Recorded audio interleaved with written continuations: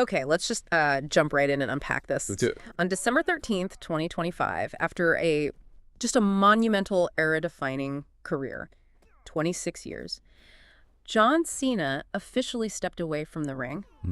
He was the undisputed face of a generation, a symbol of durability, of persistence. And it wasn't just a retirement. You're talking about the closing of arguably the longest, most consistent, heroic tenure in the history of the business. For sure. So our mission today is a deep dive into that incredible legacy, but... And this is the big but. We have to intensely examine the final, say, 10 minutes of that career. The finale. The highly contentious finale that has just sparked months of debate. That contentious finale is really the whole thing. We're talking about the moment that directly contradicted the core message of his, 2-decade run? 20 plus years, yeah. That lost to Gunther at Saturday Night's Main Event next up too. Specifically via submission. Exactly. And that one decision, it caused immediate outrage, just this wave of disappointment. When your entire identity is built around the 3 words, never give up, the act of, actively tapping out, it creates this explosive paradox for your fan base. It's the ultimate creative gamble. So we've distilled a ton of sources for you today. We're drawing insights from career overviews, detailed notes on his year-long retirement tour. One from 2024 to 2025. Right. And a really rich vein of fan reaction and commentary on that final controversial moment. Let's figure out why this one ending generated so much heat. Let's start at the very foundation, the face of the franchise. It's so easy to forget Cena didn't start as the colorful hero we all know. Not at all. He began way back in 1999 in Ultimate Pro Wrestling as the prototype. A cyborg-like gimmick. And that's a key detail because the persona shift that really saved his career was entirely organic. He didn't become the John Cena until he adopted that hip-hop personality. The Doctor of Thuganomics. Yeah, and the inspiration came from him just freestyling on a bus during a European tour. It wasn't some writer's room idea. Right. That story is just great because it shows how closely management was watching. The source material confirms that freestyle was overheard by Stephanie McMahon and, crucially, Paul Heyman. And Heyman immediately saw it. He recognized the authentic talent there and just pushed for that creative shift. And that pivot led him directly to his main roster debut in 2002 on SmackDown.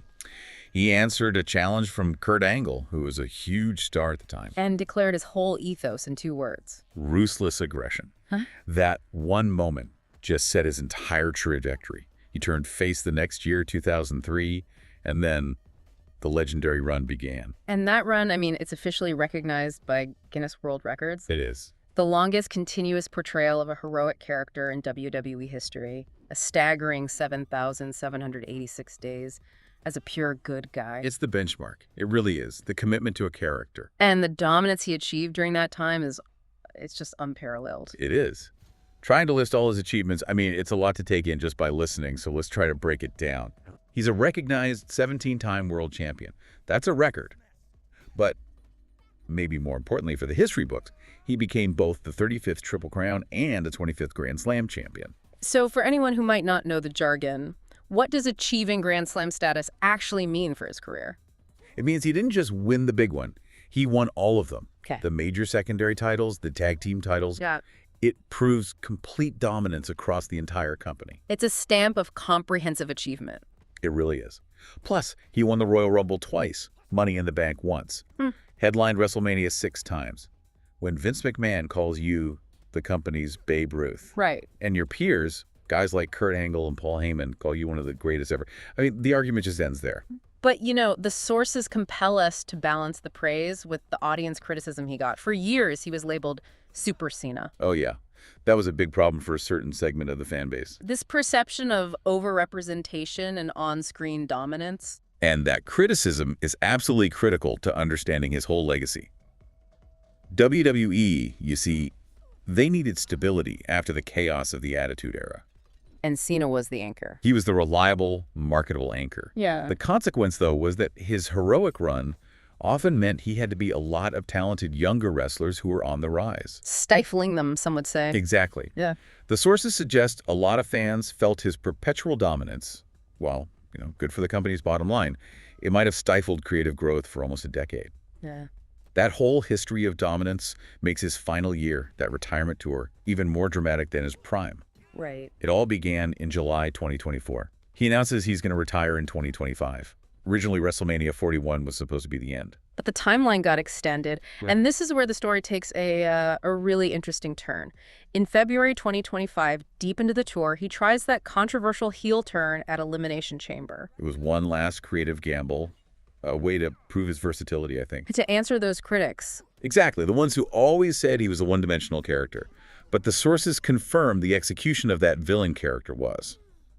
Well, it was widely criticized. It just failed to connect. And Cena himself, ever the self-critic, he later just called it a failure. He did. Forced him to switch back to the classic hero persona in August. But even with that turbulence, he still hit some incredible milestones. At SummerSlam 2025, he lost the WWE Championship back to Cody Rhodes. In a street fight. And it got enormous critical acclaim. That acclaim is measurable. It was rated a 5-star match by Dave Meltzer. Now, for context, Meltzer is maybe the industry's most respected or, most controversial critic. Depending on who you ask. Right. And a 5-star rating is extremely rare. It was only Cena's second one, ever. It proved he was ending his career still capable of performing at an absolutely elite level. Then he secures a huge numerical landmark at Crown Jewel. He beats AJ Styles and gets his 100th victory at a pay-per-view. Second all-time. Only The Undertaker has more. But the most emotionally resonant moment, I think, came late in the tour. And it links back to what we were just talking about, his overall achievements. On November 10th, 2025. In Boston, near his hometown. He defeats Dominic Mysterio to win the Intercontinental Championship for the first and only time. And that victory was huge for the history books, right? It was the last piece of the puzzle. The final piece. It officially secured his Grand Slam status, a complete champion. It was the perfect hometown bow on his career, even though he lost the title just 19 days later. And this whole dramatic, milestone-heavy tour, it all led us to the Last Time Is Now tournament, which set up Gunther as his final opponent. And so we arrive at the flashpoint, the part of the story that just overshadowed all the titles, all the milestones, the tapping out debate. Cena wrestled his absolute final match on December 13th, 2025 in Washington, D.C. against the man who had become maybe the most dominant champion of this era, Gunther. And he lost via submission to a sleeper hold. And this specific way he lost. This created a massive, immediate fan backlash. It wasn't just a loss. It was an act of quitting. It was the direct, deliberate contradiction of never give up. His entire philosophy. The emotional reaction was just palpable in the arena, and it exploded online. One piece of fan sentiment we analyzed, it highlighted this profound betrayal felt by younger fans. That's how that worked. It suggested that watching Cena, their idol, openly give up felt like a devastating negative message. It almost implied that, children fighting terminal illnesses should give up too. Which is an extreme take, but it shows the emotional depth. The prevailing critical consensus was that the booking was just an epic fail in storytelling. Right. Fans argued so hard over the match mechanics, they felt a pinfall loss, just being too exhausted to kick out, or even better, a TKO. Where he just passes out. Yes, passing out from the sleeper hold would have been a far more respectful and character-consistent finish. Why does that distinction matter so much to people? Why is passing out okay, but submission isn't? It's all about preserving the character's will. If you pass out from a chokehold, you've physically lost, but your mind, your spirit, your will to fight, that was intact until you literally couldn't continue. I see. Tapping out is an overt, conscious decision to quit. For a character built on persistence, that submission was seen as, narrative destruction, not a proper ending. The feeling among the audience, according to the sources, was that the ending just sucked the air out of the arena. It did, and the match itself was criticized for feeling inauthentic. Why is that? There was a specific in-ring critique that made it all worse. The sources suggest Cena had to audibly cue Gunther during the final sleeper hold attempts. You could hear him say, "Lock it in." Oh, wow. That kind of breakdown in performance during the most crucial moment, it just compounded the frustration with the booking choice. And while so many fans aimed their anger at Triple H, the head of creative, we have to remember Cena has always said he just follows orders. He's always maintained that. He doesn't pick his opponents or his stories. So the critical fans felt the responsibility for this narrative failure, lay squarely with the creative direction above him. So we kind of need to shift perspective now to what his career fundamentally accomplished outside the ring, which cemented him as a true crossover colossus. Yeah. And this is arguably where the never give up philosophy found its greatest and least controversial application. His non-wrestling legacy is truly monumental. I mean, it's a stark contrast to the debate over his final match. He holds the record for the most wishes granted for the Make-A-Wish Foundation. And it's not even close. It's a significant margin over anyone else. That level of dedication, it's had an incredible, consistent impact on his brand. It wasn't just Make-A-Wish either. The sources point to his commitment to social causes, like his highly publicized $1 million donation to Black Lives Matter in June 2020. He actively leveraged his massive platform for social good. That created an authenticity to the hero persona that went way beyond the wrestling ring. And then there's the acting career. Started with, the pretty formulaic movie The Marine back in 2006. Right.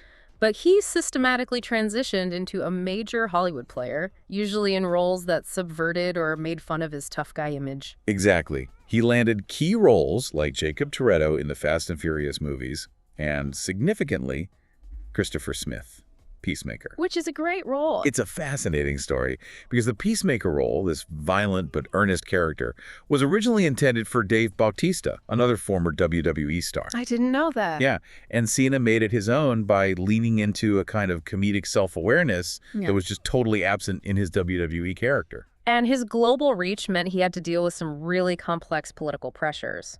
The sources note that in 2021, he had to post an apology to China. I remember this. After he referred to Taiwan as a country while promoting a movie.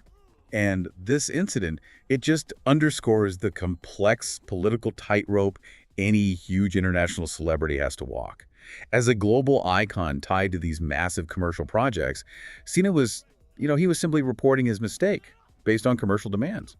It's not about taking a political stance. It's an unavoidable reality for a star that big. It is. But despite all the controversy of that final match, his persona, his catchphrases, never give up, you can't see me, hustle, loyalty, respect, they're still instantly recognizable everywhere. They're genuine artifacts of pop culture. And we can't forget the legendary physical resilience he showed.